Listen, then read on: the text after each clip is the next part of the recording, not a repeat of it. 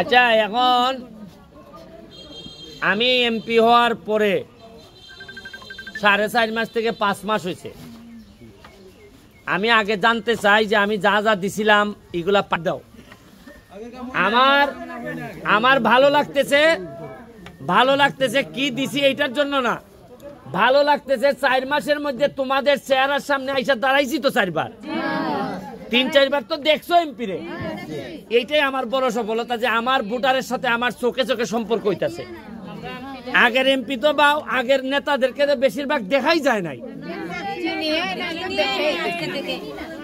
এখন আমি গত সপ্তাহে গাছের জন্য আইছিলাম না, তখন আমার শিবানী মনে হয় কইছিল যে এই বৃষ্টিতে কষ্ট হয় রেইনকোট দেওয়ার জন্য, জননী দিদি।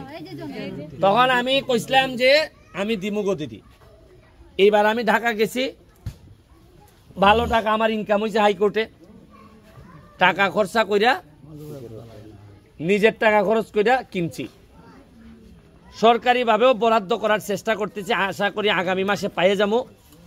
আরও সরকারিভাবেও রেইনকোট কইছি যে আমি যতদিন এমপি আছি আমি কথা দিছি যে আমার চা বাগানের 24টা চা বাগানের কোনো মহিলা যারা বাইরে গিয়ে চা পাতার কাটে তুলে তাদের একজনও এই রেইনকোটের বাইরে থাকবে না।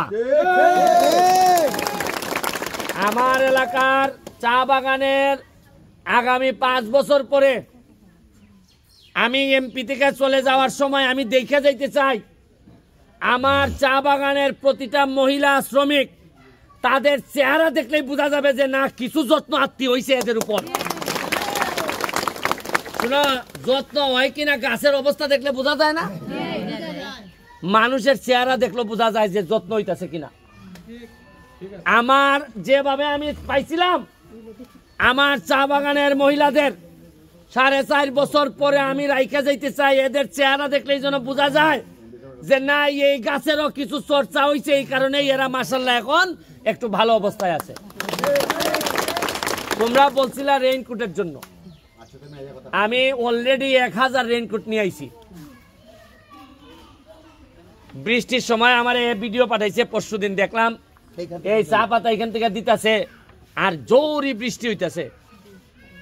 কেউ কেউ দেখলাম পলিথিন লাগাই হাঁটতেছে। পলিথিনে কি আর বৃষ্টি মানে? বৃষ্টিতে কি পলিথিন মানে? কিছুই তো মানে না। কিন্তু আমার কত হইলো, মাত্র 6 লাখ টাকা খরচ করছি, 1000 আনছি। কত আনছি? 1000 আনছি। একটু পরে যাই মোট দেওয়ন্দি বাগানে দিতে। 50 বছরে কি কারো এই কথা মনে হইল না যে এই বইনটা আমার, এই মাটা আমার, এইরকম বৃষ্টিতে কাজ করে এদেরকে একটা রেইনকোট দেই?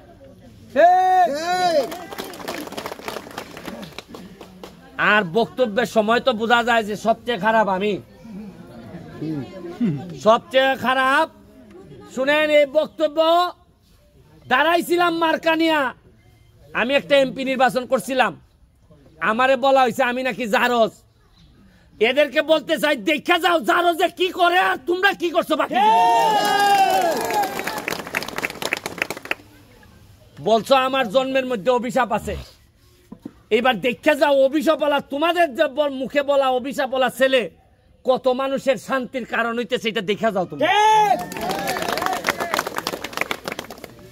চা বাগানের লোকরা নেতৃত্ব দিবে একদিন, আমার বাচ্চার কাছে না, আমার ছেলের কাছে না, চা বাগানের বাচ্চাদের কাছে আমি ক্ষমতা দিয়ে যেতে চাই।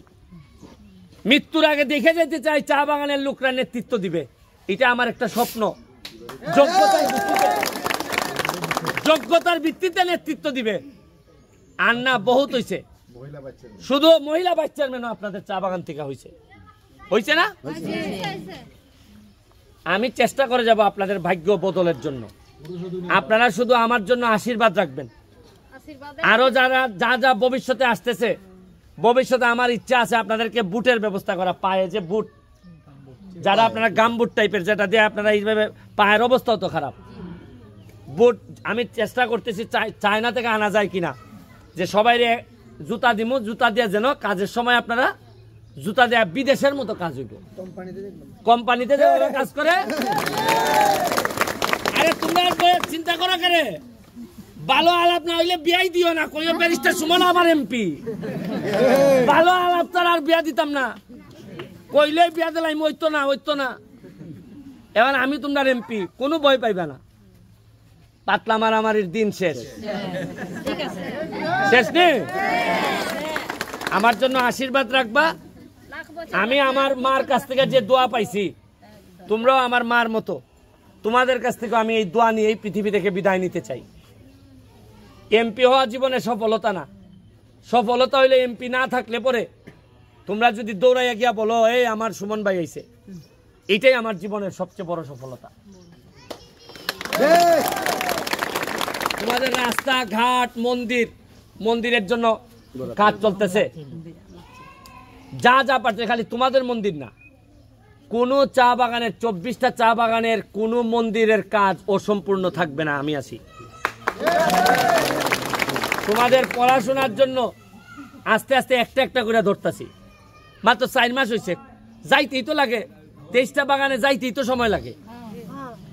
এইবার 5 লাখ টাকার ফুটবল আইতেছে। কয় লাখ টাকার? খেললা জীবন কাটাইবা। এরপরে এই মাঠ ভালো করে বানাই দেওয়া হইব, এটার মধ্যে গ্যালারি বানানো হইব, পাকা গ্যালারি। তোমরা পয়সা চা খাইবা। এরপরে এখানে ভাঙ্গা দেখছো নি রাস্তা কিভাবে ভাঙতেছে, এই ব্রিজ এগুলা বানাই দেওয়া হইব। এই আগামী সপ্তাহে কাজ ধরবো, ওই যে রাস্তার নিজামে কাজ ধরাইব। এখানে স্বরূপ মেম্বার আছে, সবাই মিলে মিশে টাকা যা আসে সব তোমাদের জন্য।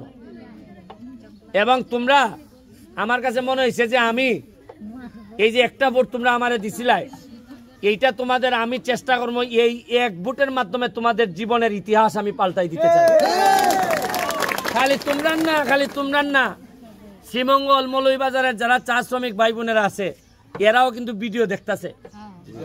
এরাও কইব যে ব্যারিস্টার যদি রেইনকোট দিতে পারে তুমি দাও না করে,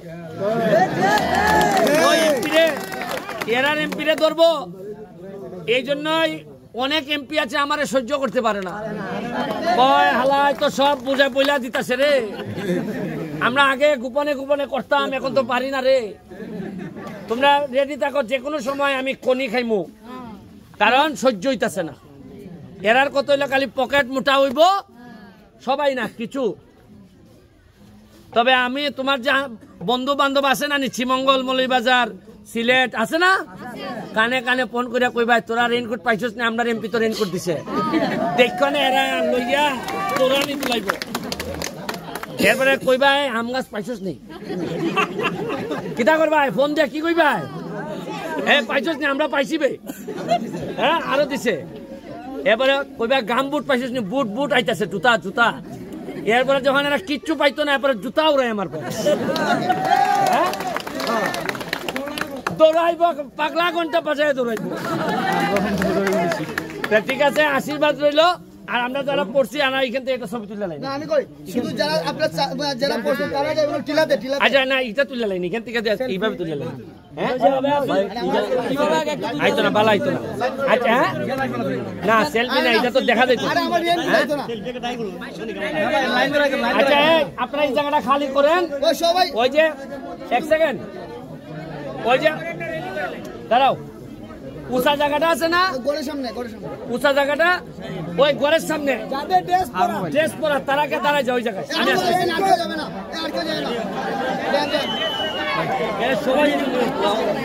আইসো কিনা আগে, আজকে রেইনকোট ছাড়া আগে যেগুলা দিছিলাম, চৌধুরী হিসাব দাও কি দিছি, স্বরূপ মেম্বার মিলাইবা ঠিক কিনা।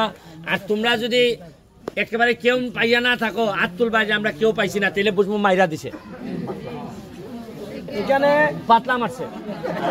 আমাদের এমপি মহোদয় এমপি হওয়ার আগে, আজকে কথা না শুনেন, আমাদের এমপি মহোদয় এমপি হওয়ার আগে সুমন ভাই উনি প্রথমেই এই বাগানে সর্বপ্রথম একবার আমের গাছ দিয়ে পাঠাইছিলেন, গত বছর আমরা এনে দিছি না।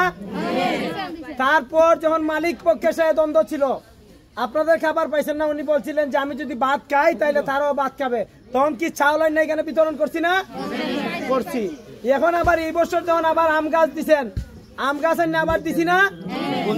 কোন দিন দিছ? ওই যে কয়েকদিন আগে, এক সপ্তাহ আগে মনে হয়। পাইছো নি?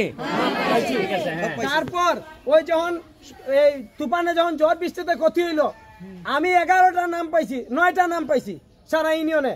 9টা নামের মধ্যে 4টা পরিবার এখানে আমি টিম দিছি, 4টা পরিবার দিছি নি মেম্বার?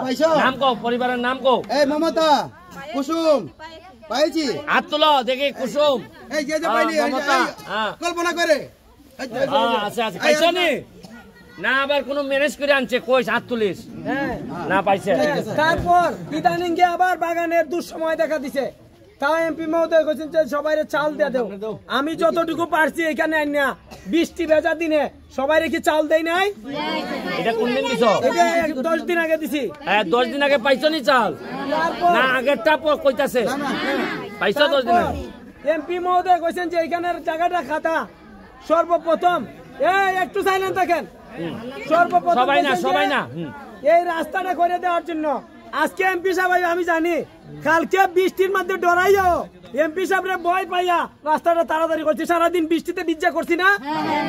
আমি চাই যে এমপি সাহেবের প্রতিটা কথা অক্ষরে অক্ষরে পালন করতাম। এমপি সাহেবের যে দায়িত্ব দিবেন, আমি এই জায়গায় ওয়াদাবদ্ধ হইলাম, 1 পয়সাও আমার দ্বারাতে আপনাদের তসরুপ হবে না, 1 পয়সাও আপনাদের তসরুপ হবে না। আমি আচ্ছা কথা ঠিক আছে, দিলাম। Thank you. নিজাম চৌধুরী আর স্বরূপ মেম্বার একটা হাততালি দিতে হয় না, এরা কষ্ট করছে। এখন আগের কাম হয় নাই, আগের আগের কাম হয় নাই। এইটা বাদ দাও, কি দিছি না দিছি এটা বাদ